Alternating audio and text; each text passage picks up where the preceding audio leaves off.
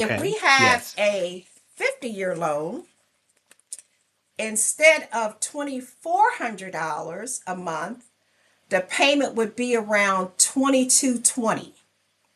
So we're saving almost $200 a month. Right. Stretching that payment Right. out is saving Yeah. almost $200,000, sorry, $200 a month. But in year Mm-hmm. 7, we've only paid down about 9,600. Let's just round that up to Right. $10,000. If that same house is now worth 525,000, but we owe 390,000, then instead of 167,000, we now have what, like 135,000? Have Right. 135,000. I know that everyone right off the bat says, why would you do a 50-year loan? You're delaying your equity. It's robbing you of equity, which all of those things are true. But when you compare it to renting and you say, okay, if you have someone where this is the ideal situation for them, that's the key.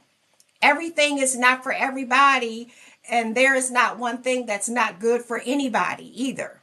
Okay? Right. So Right. if this situation makes sense, then having $167,000 in equity as opposed to $135,000 in equity at the end of 7 years may not deter them from choosing this loan type. Their Right. situation, that $200 may be the difference between it being affordable for them and not being affordable for them.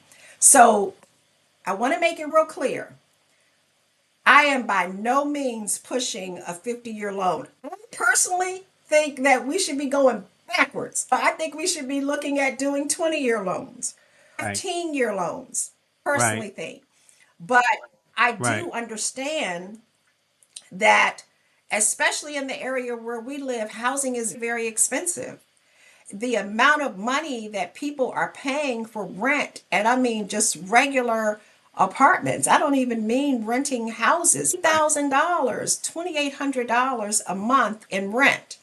And so when we talk about products coming out there and them not being for us, I think that it's really important that we as individuals become more financial savvy so that we can determine what is really for us and what isn't. Welcome to the I Triumph Real Estate Blueprint Podcast, where greatness awaits you.